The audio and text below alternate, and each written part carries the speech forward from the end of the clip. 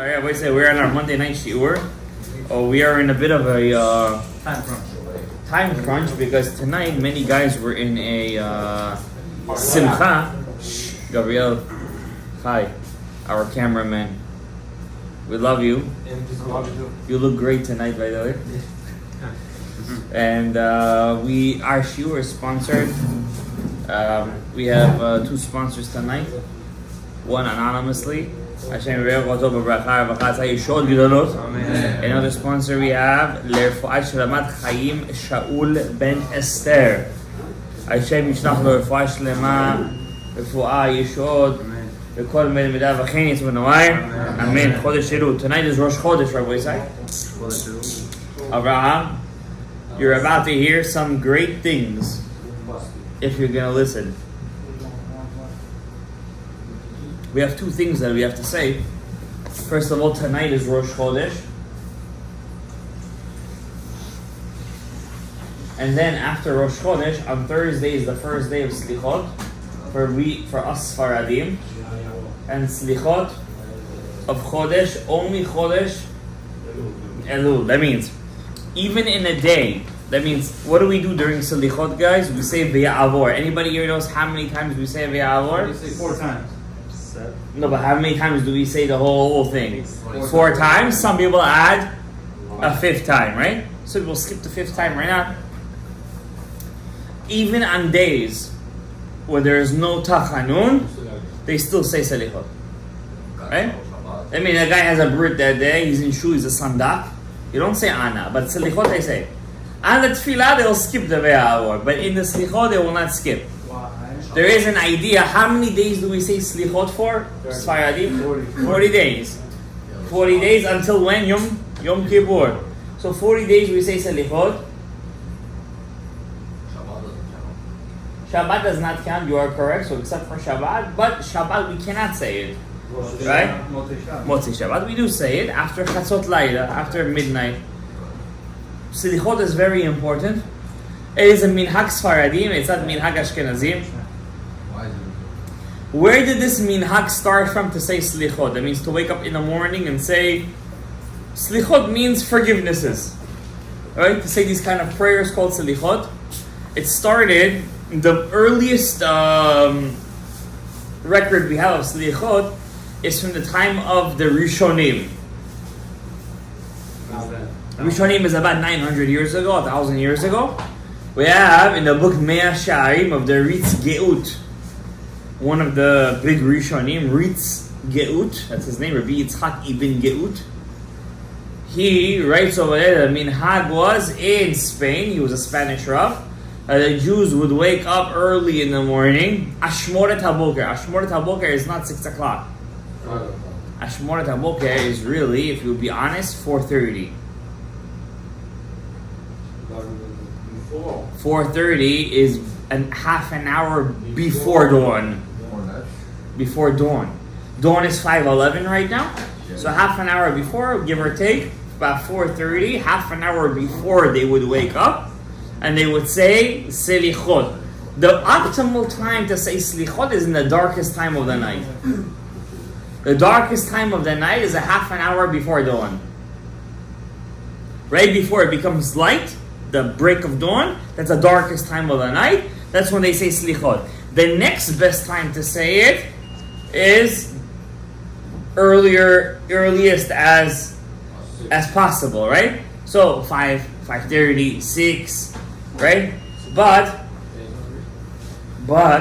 if a person has a zechut and he doesn't miss a day of slichot, he doesn't miss a day, scharo gadol meod, his sachar is very big. He doesn't miss saying all the ve'avors. Ve'avor Hashem al panav vayikra Amonai. Those words that we say, for example, we say it on Monday and Thursday many times, right? But in Elul we say it hundreds of times, and the reason we do it is because the Ari HaKadosh teaches us in the name of the Zohar HaKadosh that in this 40 days, starting from tonight actually, there are 13 gates opening up in Shamayim, 13 gates. And these 13 gates correspond to the 13 attributes of mercy, which corresponds in this world to a man's beard. You know, the Baba Sali wouldn't let anybody in his minyan unless he had a beard. You ever heard of Baba Sali, the great mystic and Sephar Kabbalist? It wasn't just a Kabbalist; he was a tzaddik. You know, somebody once asked me, "What's a Kabbalist?" So I told him, "Not a Talmid Chacham, a Kabbalist, a Mikubal. He's not necessarily a Talmid Chacham. He's a tzaddik. He doesn't have to know the whole Torah. He has to know what he has to do, but he has to have amazing midot. His vessel has to be a pure vessel. Like he has no ta'avot. His ka'as is not existent. He has no ga'ava, no ego, no kamtzanut, right? And you could mistake it. For example, the Baba Sali would never accept money for pidyon. People used to come to him and say, "Here is money, pray for me." He would never accept money from a guy who was Mechalel Shabbat. Honestly, there's many stories like that. The Baba Sali got, especially French Jews. You know, the French Jews are not Ashkenazim today. They're mostly Tunisian, Moroccan, right? So they used to believe in the Baba Sali. Baba Sali lived in France for many years. Baba Sali lived in Israel. And when they wanted to make him chief rabbi, he said, "I'd rather leave this country, which is the country of my forefathers, than be chief rabbi." He asked the Lubavitcher Rebbe, "Should I be chief rabbi or should I leave the country?" The Lubavitcher Rebbe told him, "Why should you leave Eretz Yisrael? Who said you're allowed to leave?" Interestingly, the Baba Sali didn't listen to him, and he still left the country. He said, "I'd rather not listen to the Lubavitcher Rebbe." Right? He didn't say second opinion, but he said, "I'd rather not listen, but I not get the kavod." But he can just reject Yeah. it. No, you just reject it. I guess the pressure was too big. I guess the pressure was very high, and he left to France for many years. There's many famous stories of him in France, and I think he lived in a place called Marseille, something like that. There's a famous story where he couldn't do Birkat Levana, blessing of the moon. And it said, that's not how the story goes. The story goes that he was driving up the mountain for many hours just to find a place where the moon was shining, where there's no clouds, until he went on a helicopter. That means he was so popular that the guy with a helicopter took him up, and still it was so cloudy he couldn't see the moon. And when he was on top, there's many versions of the story. He I don't know what he did or what he said. He went the famous story like this with his hands, and the clouds parted, and he said, "Berkat al Levana." Many years he lived in France. It wasn't even until he was much older that he got back to Yerushalayim. Baba Sali had a apartment in Yerushalayim, and his wish in his life was to live in Yerushalayim, but he said, "I cannot live in Yerushalayim." He says, "Why?" He says, "I see how the Samech Mem's legs are standing on Har HaBayit, on the Temple Mount." That's what King David said. Yeah, he said, "I see the Samech Mem on Har HaBayit. I cannot live in Yerushalayim." Where did he move to? Netivot. First, he moved to, I believe, not Netivot, he moved to Yavne, a southern city, not so south, but southern city. And a rabbi came to visit him over there, a yeshiva rabbi, a guy who learns Torah. He started talking to him in Torah. He said to him, the Baal Shem Tov, the Hasidic rabbi, Baal Shem, was a great rabbi, but he wasn't so strong in Gemara as the Vilna Gaon, the Gra. Baba Sali didn't tell him anything. The rabbi left. He said to his family members, "Pack up your bags. On the city that says Lashon Hara and Motzi Shemra and the Baal Shem Tov, I will not live in this city." This is, by the way, 100% known story. It's been, how do you say, Pichat. I think it was Yavne. Was it Ashdod? Yeah, it could be Ashdod. It was a southern city. He said, "I will not live in this city." And he got up and he left and he moved to Netivot. Just like that. No, money, this, that, they didn't care. He just got up and he left. Imagine if everybody would leave from the city that they said Lashon Hara, not Chachamim. There was a famous rabbi the son of Rabbi Shimon Bar Yochai, Rabbi Elazar ben Rabbi Shimon.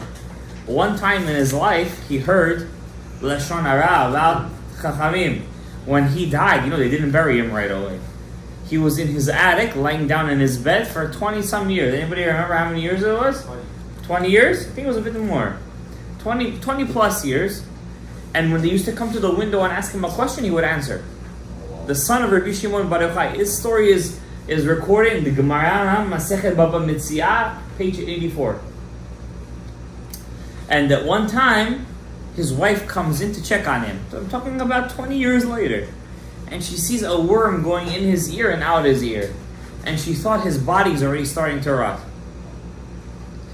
So she said, maybe it's time to bury him already. Because he told her before he died, he said, don't bury me.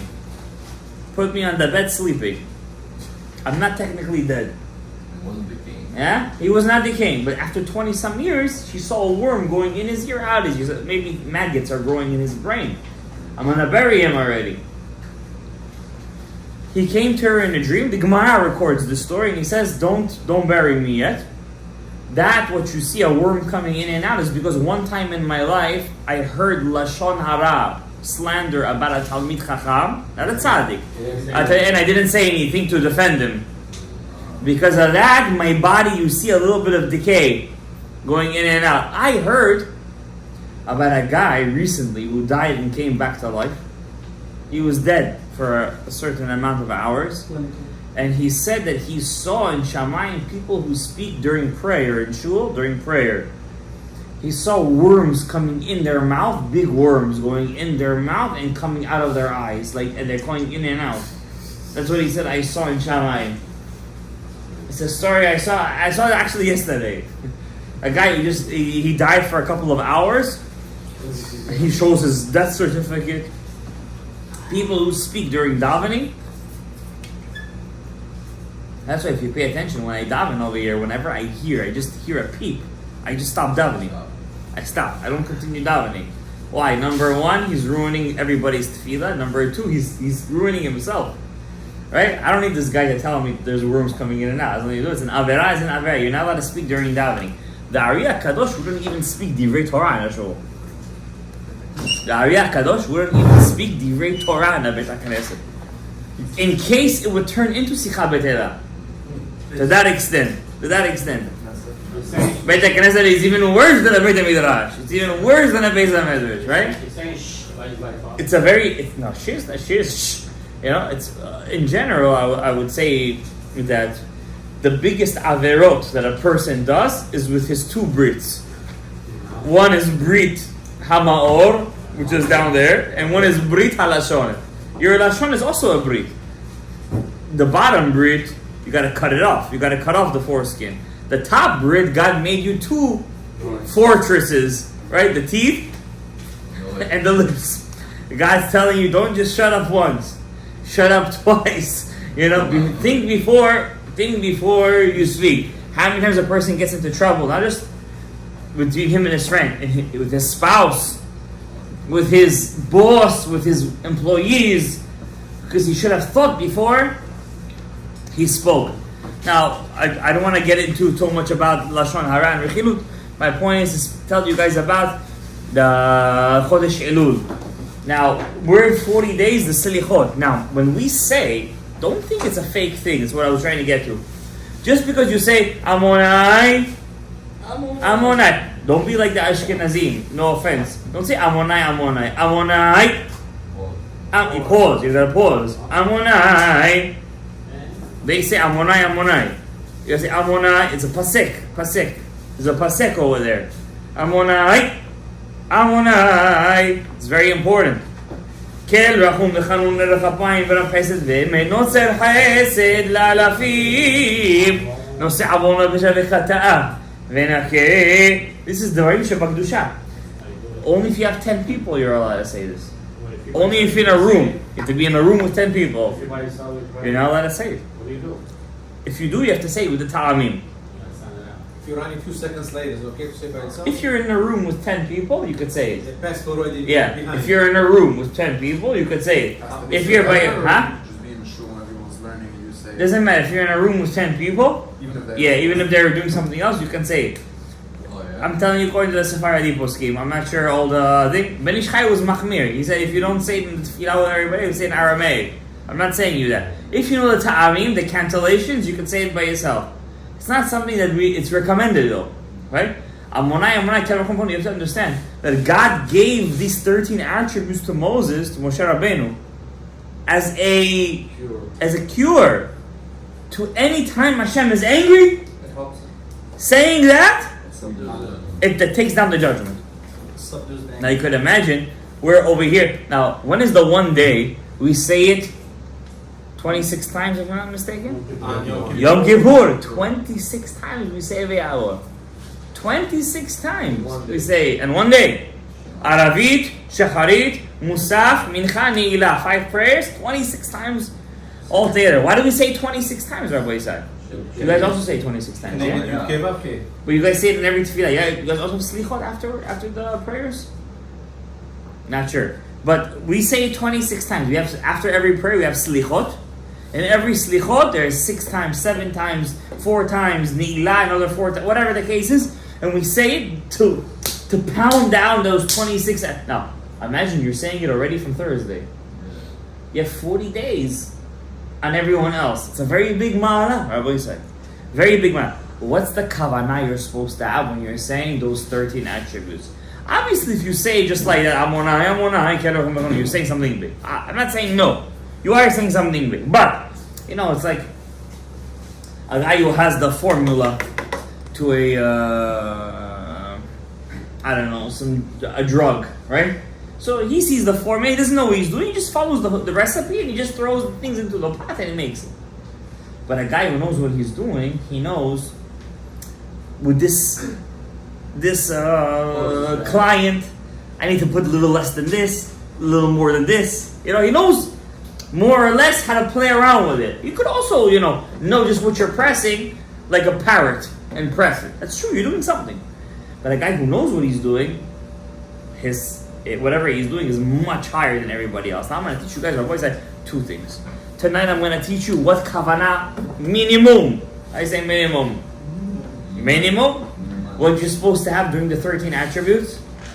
I would even suggest people who usually don't go to SLICHOT to find a minyan to say SLICHOT. Listen, the Ariya Kadosh is somebody big. Yes. Was he big? Or He's the best? He's the lion? one of the One of the best. He's the best. Rabbeinu Ha'ari? He's Ashkenazi or Sfaradi? Rabbi Yitzhak Luria Ashkenazi. Depends what you ask. He was raised by his mother, that's true. But his father was an Ashkenazi, right? Rav Yosef Voltoch famously said that I saw him on his grave and he looked like a Jinji. Red beard. So he said, over here, he said, so the Ariya Kadosh, Rav Chaim Yosef never missed one day of SLICHOT. He only knew him for about 2 years.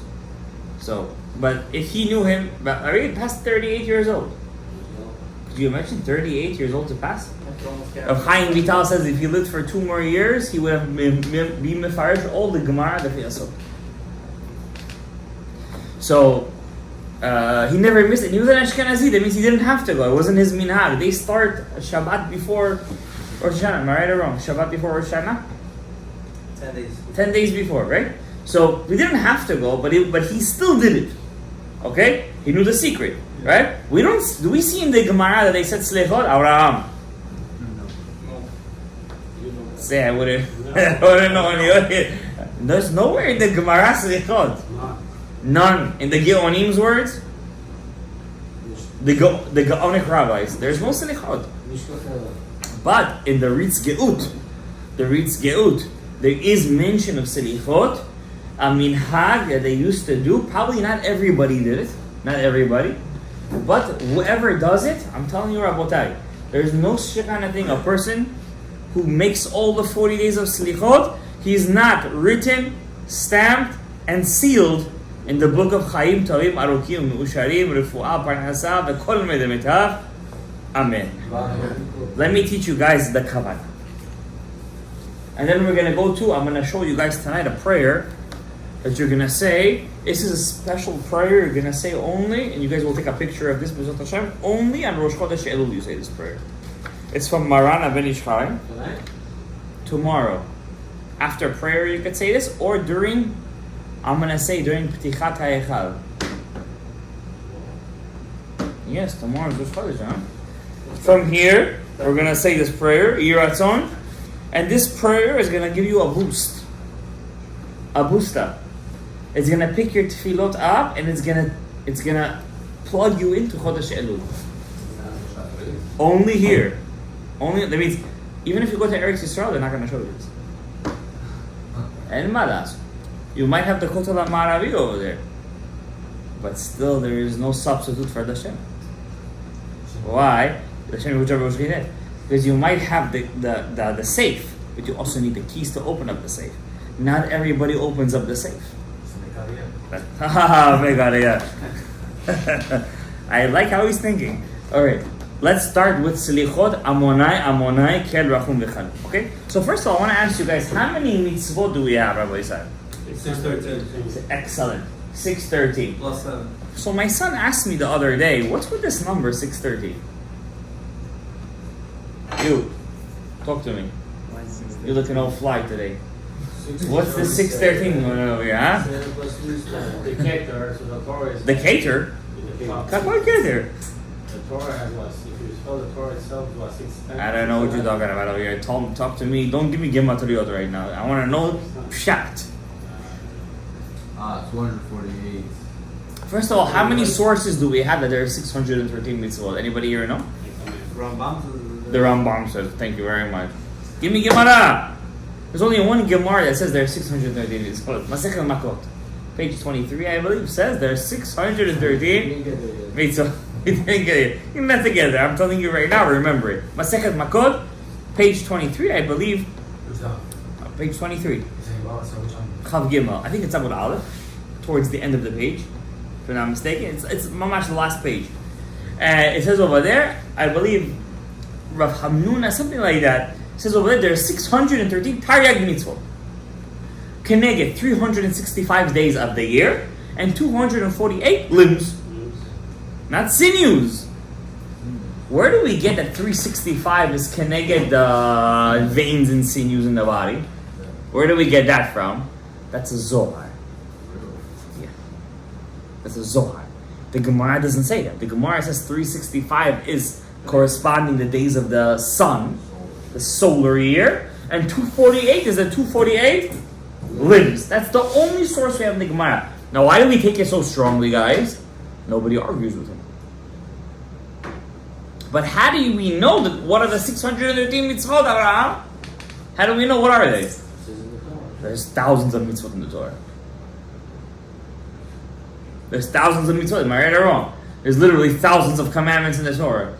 How do we know there's six? What are the 630? For example, God tells to Moses to make a copper snake. Maybe we should all make copper snakes. Nechash and nechoshet. How do we know that's not a mitzvah? God says to Moses, the Levites should carry the Aron HaKodesh. Doesn't tell us. So how do we know? So one, Rambam, Maimonides, has a book that outlines to us 14 rules how to count the 613 mitzvot. 14 rules. One of those rules is any mitzvah that was not given till the end of time is not a mitzvah. What does that mean? For example, God told the Levites to carry the Aron HaKodesh. The Levites. That was only in the desert. Cross that out. That's the one that's 613. Who carries the... Now, Mashiach is going to come very soon. Say Amen. Amen. Who's going to carry the Aron HaKodesh? Kohanim. Correct. The Kohanim will carry it. The Kohanim. Get ready. The Kohanim. Listen, you don't realize what responsibility you have. Kohanim are a very big responsibility. Like 200 mitzvot. They have extra mitzvot than the Israelites. That's true. But they don't always serve in the Beis Hamikdash. You have to understand that too, right? They also got to make a living. They can't just be serving all day, right? It's our job to be mefarnes otam. Another point. My point is, any mitzvah that's not a mitzvah for generations, it's not counted. For example, another mitzvah. What else we have another mitzvah that's not for generations in the Torah? Shaving all your hair, no? God told the Jews, do not collect man on Shabbat. We don't have no man. Cross it out. You like this, you can find hundreds of mitzvot. There's 60 now. The rabbis have a machloket in the Gemara. Machloket. Spor. What are the 60? For example, is living in Israel one of the 650 mitzvot? Yes. Depends. Living in You just said make aliyah. Talk to me. Give me a source. It is. There's no source. Rebbe. You gotta do Right? matzah, I want to ask you matzah. guys a question. If living in Israel, I want to play devil's advocate, Chas v'shalom, with you guys right now. If living in Israel was a mitzvah, a real mitzvah from the Torah, let's say, don't you think it's stupidity that we're living over here? Yeah. Imagine, keeping Shabbat is a mitzvah and we're all doing Chilul Shabbat. I'm asking you guys a question. If living in Eretz Yisrael is a mitzvah, what the heck are we doing over here? It's when you're there. It's a mitzvah when I'm there? You saying it's only a mitzvah if I'm there? In that area. In that area. So it's not activated. It doesn't apply to the So you're saying it's only a mitzvah if I'm there. But if I'm outside, it means it's a mitzvah that's only, it's like, I only have to do pidyon haben if I have a ben. Correct. Right? If I don't have a ben, then why should I do pidyon haben? Correct. So I mean, I have no mitzvah myself to get up and go there. That's what you're saying? It's not a chov. It's not a chov, but it's a chov. It's not like you must live. It's not like you must live there, but if I'm there, it's a mitzvah. That's it. Yes. The Rambam counts living in Israel as one of the 600 mitzvot? The Rambam. No. Rambam. Huh? Maimonides. He does not count it. He does not count it. He doesn't count it. What's the proof? He himself didn't live He did himself didn't live there. Where did he live? there. Egypt. In Egypt. Fostat. Cairo. He lived in Fostat. Close enough. Close enough. He did not close enough. Yeah, you could get to the finish line, but if you didn't pass the finish line, it doesn't count. Right? He did not live in Egypt. But interestingly speaking, we have an Igeret, a writing of his that says, I am the Rambam, I'm living in Egypt, and I'm going over a mitzvah of the Torah of living in Eretz Yisrael. Yeah. So there's, but he in his book of one of the 613 mitzvot, it's called Sefer HaMitzvos. He does not write it. The question is why? Are there any rabbis that do say it's a mitzvah from the Torah? Like one of the 613 mitzvot is to live in Israel. Yeah. Ramban. Ramban. The Ramban was very much against the Rambam in this case, and he said that he's completely incorrect. He's living in Eretz, and what did the Ramban do as a elderly person? He got up, packed up his bags himself. In the last 2 years. There was 9 people living in Yerushalayim at that time. He couldn't make a minyan on Rosh Hashanah. Wow. We're talking about the 1200s. He didn't have a minyan in Yerushalayim. He had to move to Hebron. He's buried in Hebron, by the way. The Ramban, I'm sorry, Nachmanides. So there's a spor going on over here, a fight. What are the 613 mitzvot? My question is, my son asked me this on Shabbat. He said, what is the source? What is the Kabbalistic? What does the number 613 even mean? What does it even mean? And the answer is as such. I'm going to teach you guys something crazy right now. If you get it. It's going to exponentiate your Olam Haba by Allah. Tenfold. We know that there's 5 Partsufim, 5 systems. Correct? The first system is Keter, which is Arich Anpin. Correct. Wow, I like to hear those words. Somebody's hearing it after 10 years. Keter. Do we deal with this system? No. No. Too high. Too high. Above our pay. Above our pay grade. Second system is Chokhmah, which is also called correct. Abba. Do we deal with this system? Yes. No, it's above our pay grade. The The first 3 we don't deal with. Next one is Bina. What's that system called? Ima. Do we deal with that system? No. No. Too high above us. Those are also called gar. Gar is Gimel Rishonot, the top three. Top three. What system do we deal with? The next one, Za. Za is called Ze'er Anpin. I like to hear that. Ze'er Anpin. Ze'er Anpin. How many sfirot does Ze'er Anpin include in him? How many midot? 6. 6 times 10 is 60 times 10 is 600. Why by 10? Not because each one has its own. Exactly. 600. It's funny, we started with something. We already got the 600. Now, this is the system we deal with. We as men. About no. As men, Nok we deal with as the women deal with that system. Right? And we help that system. But we have to fix Za. And that's our job, to fix Za. Ze'er Anpin, the Yisod. Za, now, what's the last sphere? Chesed, Gevurah, Tiferet, Netzach, Hod? Yisod. That's why the rabbis always say, don't touch the Yisod, don't mess with your Yisod, don't do Averot with your Yisod. Why? If you mess with the foundation, the whole thing breaks. All crumbles. It all crumbles down. Not that the rabbis want to make you suffer, Chas v'Shalom. Honestly speaking, I heard a goy speak. A goy. He's like, you know what he said? 50 years ago, 30 years ago, 20 years ago, without that smartphone, as you said, Samech Mem, smartphone. He says, what was the kids' minds filled with? He said, today kids, they themselves said, we wish we don't go on social media. A goy is saying this. I heard a goy speak this. I wish we don't use this thing. We can't stop. It's so addicting. And I don't want to say the shtiyot that's on this. You guys know all the shtiyot. I don't have to say you guys these things. There's like no. It's like you're in a jail, and you can't get out. You can't get out of the jail. It's so hard to jail. There's only one way. Why come the rabbis push the students to go to yeshiva for a year? You know why? To get out of jail. To get out of jail. To get out of your comfort zone. To go to Eretz. To delve in, like, to jump into that and be like, I'm not. See, we're standing over here. You know what the Zohar calls a shul? You know what the Zohar calls a shul? The Noah's Ark. Yeah. Now you think I'm just making a little, like, comparison. I don't want to swear. But I can promise to you right now, you're sitting in Noah's Ark right now. Safe haven. Mamash.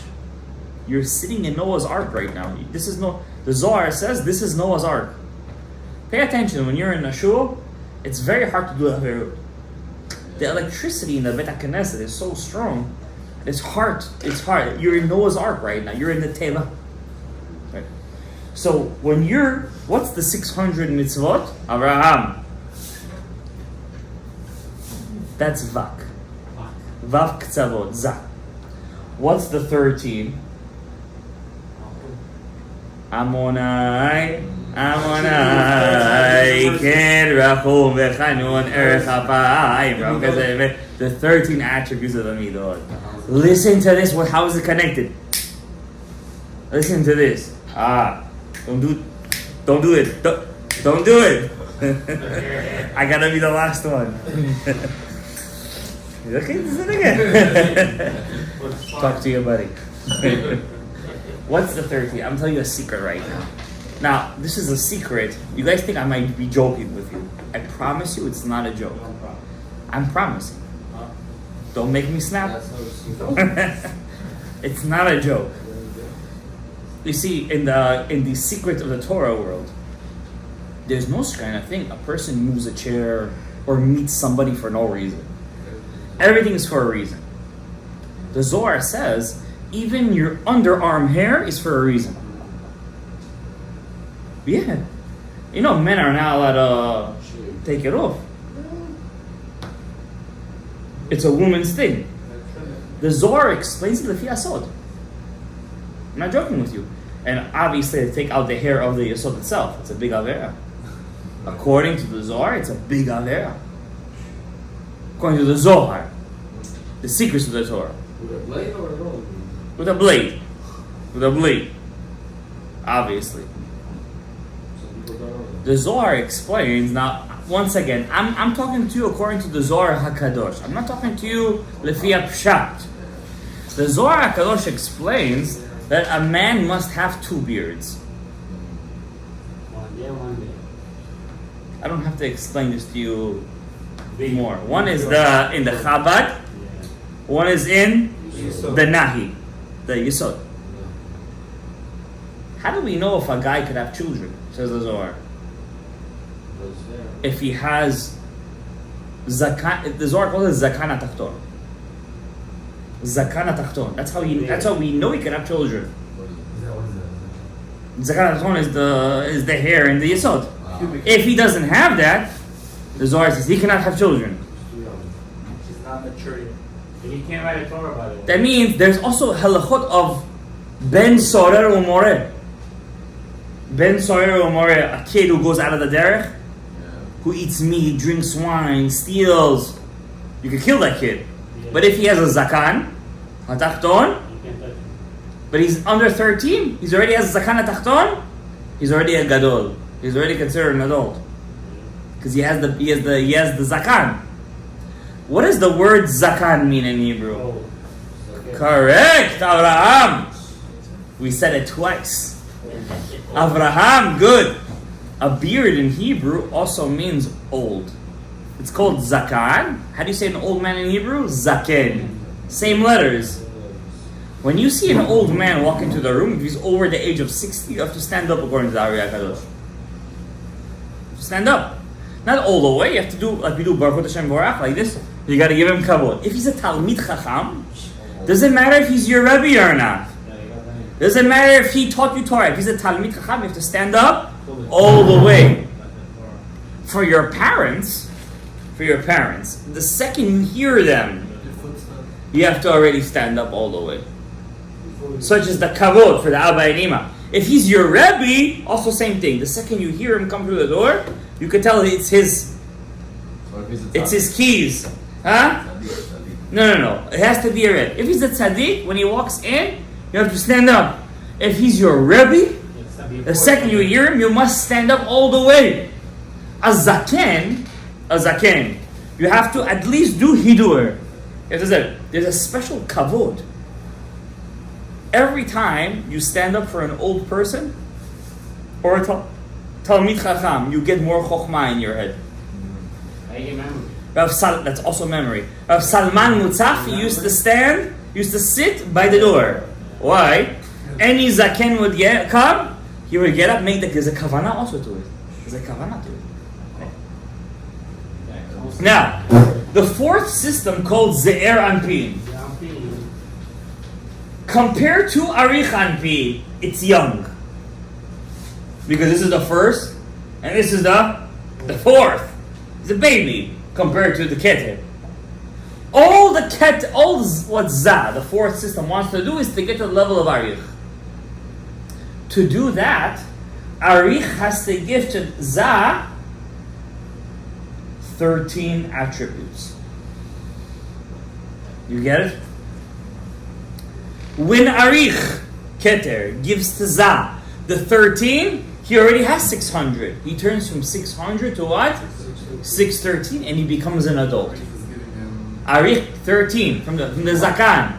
From the Zakan of Arich, not an actual Zakan, it's all a mashal. He gives him the Shefa from the Amonai, Kel, Rachum, Bechanu. Now, I want to ask you guys a question. Now, listen to this carefully. I'm going to teach you how to do it. Now, it's okay. So let's all grow beards right now. Now, we know many people who grow beards and they're krum.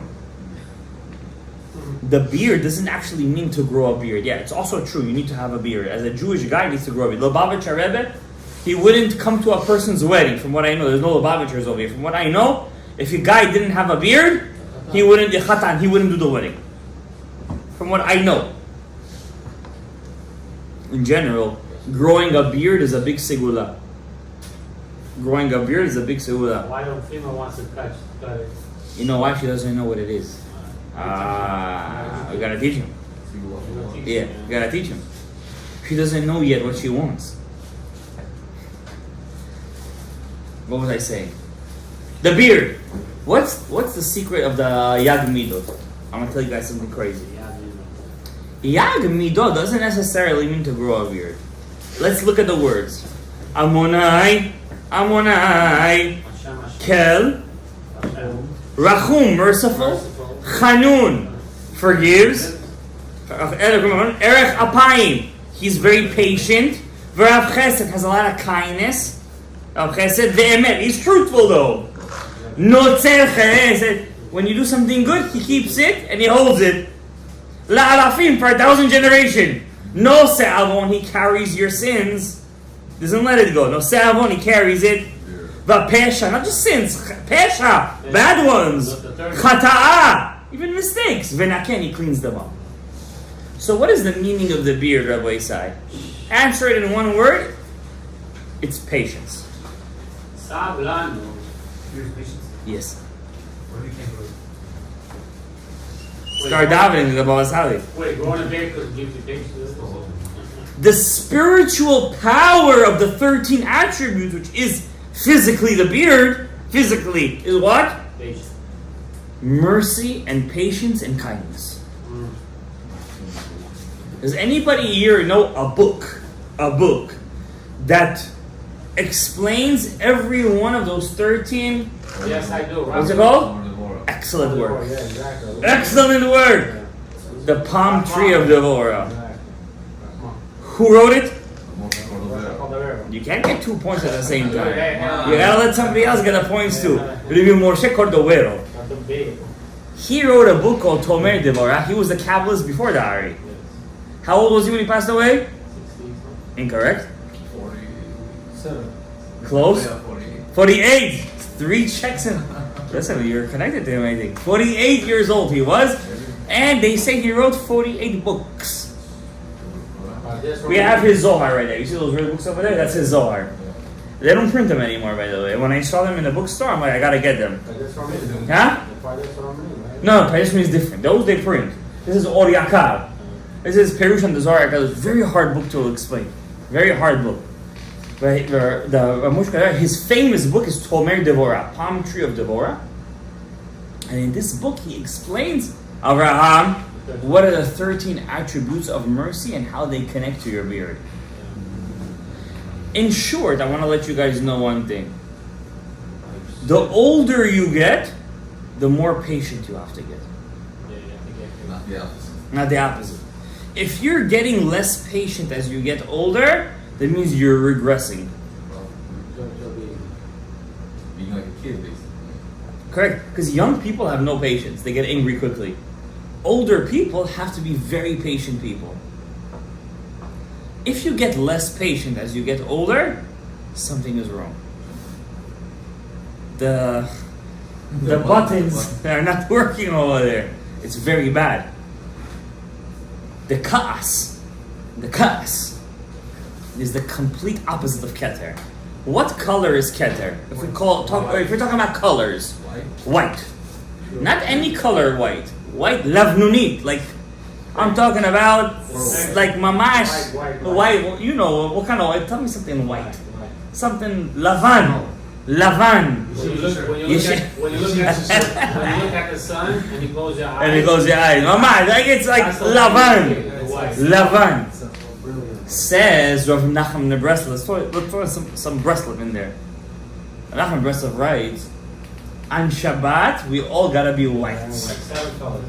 7 layers of 7. But when you get a drop of the keten, the stain on it was the sign that your whole. Even if you have one stain on the white, just one small, but everything. One. How does it look? One stain on the whole white.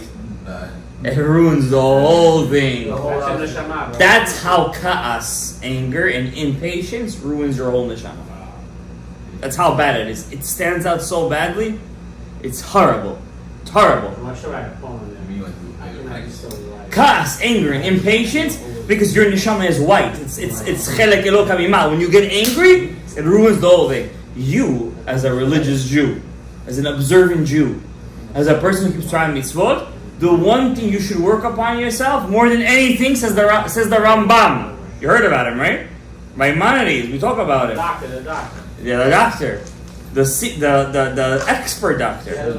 Yeah. Yes, of course. You know what he said? The one thing you should work upon yourself. There's one midah. Anger. Anger. And what is anger? What is it? A tolada? What is it? Where does it come from? Ego. Check. You get it. It comes from ego. Ga'ava. Ga'ava.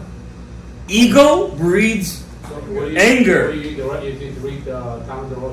Do you know how do you defeat anger? It doesn't happen in a day. It doesn't happen in 2 days. Whole life, man. You have to be completely conscious of it. I'm gonna tell you a story. I told you the story before. I'm gonna say it again because I wanna give you guys this prayer so you guys can say tomorrow and on Wednesday, and you guys will open up your 13 attributes. You want God to be patient with you? You got to connect to the patience. Every time you're impatient with somebody, God is impatient with you. Every time you're ma'arich apayim, you're patient with somebody, God is patient with you. Remember that. What is enemy of Israel? Why are you jumping to the enemies of Israel? Where are you going? Where are we Can I going? get angry there? When you go to Gaza, call me and tell me what you should do over there. For a while, forget about the enemies of Israel, alright? I know you live in Long Island, there's a lot of Kritmas over there, but forget about them for a while. We're talking about Jews. Am Yisrael, not Jews. Jews. J-E-W. I want to give you guys this prayer, Rabbi Isai. I'm telling you. First. Tell you. There was a rabbi, I'm sure you heard about him, Rabbi Yehuda Ptaya. Yes. You heard about him? I heard it. I think so. He said, He's the one with a lot of dreams. dreams. Thank you out right now, dreams. This guy was, Shtabach Shemo Shel Borei Olam. He said, it was Rosh Hashanah. He lived in Baghdad. You know Baghdad, there was no ACs back then. So when it was very hot, they used to make the seudah on the roof of Raham. On the roof, they used to make the seudah. Rooftop party. And it was Rosh Hashanah. He was dressed all in white, with a white hat, much dressed to impress. Baghdad has a lot of cats. Meow, meow. Yeah, yeah. Yes. One day, it was Rosh Hashanah. Now, there's no electrics from electric. We're talking about early 1900s. So they had candles all over the roof. On the table, they had the roof candles. He starts. No, that. Whatever he started over there. Suddenly, a cat jumps on the table. All the lights came out. His wife is just about to come onto the... She doesn't see. She slips on something. The whole soup falls on Rabbi Yehuda Ptaya. All the soup. Basically, he turned over there, purple, blue, red, whatever the color soup was. Now, he's Iraqi. Iraqis, they have ka'as gadol. Ish. Especially Sfaradi. Especially Mikubal. You know, Mikubalim have more anger than anybody else. You guys know why Mikubalim have more anger than anybody else? Because they can't stand imperfection. They always need to have perfection. And when somebody's imperfect, doesn't do whatever Hashem wants, it makes them crazy. Because they themselves always strive to be perfect. So imagine he's on Rosh Hashanah, first night, the wife spills the whole soup on him. Suddenly the cat starts to do saltot on the table. All the salatim, everything falls on him, the whole tablecloth. Rabbi Yehuda Ptaya writes, I wanted to blow up to a point where my head was going to explode. This is what he writes in his Sefer. He said, but I held myself at Rosh Hashanah. I held my ka'as. He said, that year was the best year of my life. You know what I'm telling you guys? It was the best year of my life. Why? I'm teaching you. He was mamshich the 13 attributes of mercy in Tuzah. Tuzah Anpin, 613. Not just 613. He was mamshichotam. He brought them down and he was mematik. He sweetened all the dinim of Zah. All the dinim of Ze'er Anpin. By bringing down... Now you know why. When a person's 13 years old, now he can just start to be chayav in mitzvot. Before 13, he's not chayav in mitzvot. He's not obligated to do mitzvot. Why? He doesn't have that power of patience. To do a mitzvah, you have to be patient. You have to have savlanut. You don't have, what's arich anpin? Erech apayim. Well, you know what erech apayim also means? Erech, long, apayim, nose, af. They say Jews have big noses. It's a stereotype, but it's not really a stereotype. It's from the Kabbalah. It's from the Sod. A bigger nose means more calm, more patience. Small nose, pay attention. People with small noses have fire inside of them. You think it's fire? It's not. I'm telling you, it's real.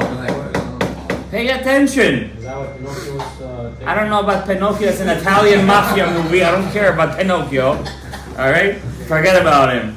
All right? I'm just letting you know, Avraham John. Jews, Erech, your job is to get a Keter Arichan Pin. When you come to Slichot, I'm saying this to you this year, which I know these things. I'm telling you, I'm getting excited. How are you going to explain that? When you come to Slichot, you know what it is to wake up 5:30 in the morning? For you, it's not so much.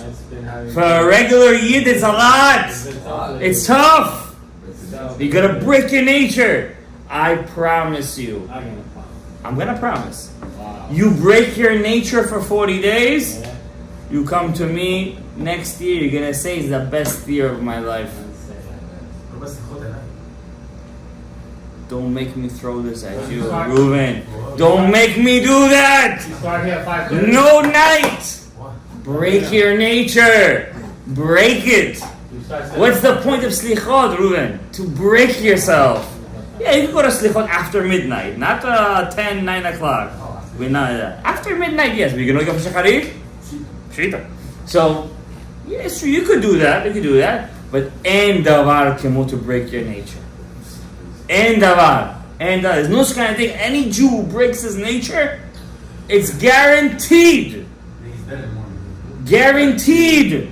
Whatever he wants, he's going to get. Why do you think tzedakah is the biggest mitzvah in the Torah? I'm telling you. Guaranteed. If you're in a bad position in your life, anytime you're in a bad position, and you say, Hashem, we don't have a lot of money. You say, Hashem, $2,000 tzedakah. Please, Hashem, help me out. It's impossible. You're not going to get what you want. Why? You know why? When you give your money, it burns. It burns. It's against your nature. Your nature is to hoard your money, to keep your money. But when you give it, it burns you inside. I gotta give it again? That's why anytime you give tzedakah, I'm telling you, anybody's nature, anybody's nature. Anytime you give tzedakah, test me. What is it? The Torah says, "Ubechanuni gam basod." Test me. What is Torah? Torah says, "Bechanuni gam basod." Test me, God says. Anytime, because it burns a person when he gives his money away. Because money is what is money called in Hebrew? Zuz. No, that's in Aramaic. Mamon. No, in the Torah, I want to know Tanakh. What does the Tanakh call money? Damim. Blood. It's your blood. Your blood and sweat. When a person is in a bind, you say, I'm telling you, I saw this miracle happen to me. It became such a privichka for me. Every time I'm in a tough spot in my life, it's most kind of right away, tzedakah. Right away. It works because it burns. You think waking up 5:30 in the morning to slichot doesn't burn? It doesn't just burn. It burns you all day. It burns. It scorches you. But until you do it, you're going to see results. You're going to see results. Now, I can't go deeper into the SLICHOT. I want to, whoever is going to want, tonight, tomorrow morning, in Ptichat Echal, you have to say this prayer of the Ben Ish Chai, brought on Rav Salman Mutzafi. I'm going to say it in the shul over here. In your shuls, you say it. It's only 4 pages. When they open the order? Yeah, when they open up 1, 2. Only 4 pages. Only 4 pages, 3, 4. This prayer opens up all the 13 attributes for the whole month. And when you say, after prayer, Abraham John, chapter 20, I asked him, 26. plus 1, 27. How many times Havaya there? You guys know this already. 13 times Yud Kei Vav Kei. You guys hear me after trying to say Le David? You guys hear me say that? That chapter of Tehillim has 13 times God's name over there. 2 times a day. 2 times a day keeps the doctor away. So you say that chapter, you say SLICHOT, you work on your kas, your arikut apayim, you say this prayer for 2 days. 2 days say this prayer. And then if you don't say it in the morning, say it during the day. Come over here, take the picture, and say this prayer. This prayer is going to open up your 13 attributes of the mercy, but you have to have kavanah. And the secret of the 13 attributes is not the beard, it's the meaning of the beard. What's the meaning? Erech apayim, patience. This month, more than anything, try not to get angry. Usa. Keep it in. Now, not just this month, 40 days. Until when? Yom Kippur. 40 days. No, don't speak. Milbar Matana, you forgot what I told you. 40 days. And after Sukkot, may this year Simchat Torah be B'Kedusha V'Tahara. May we see Mashiach Tzidkeinu, Parnasat Tova, Shefa Yavishudonot. May everybody here have Zivugim Agunim, Amen.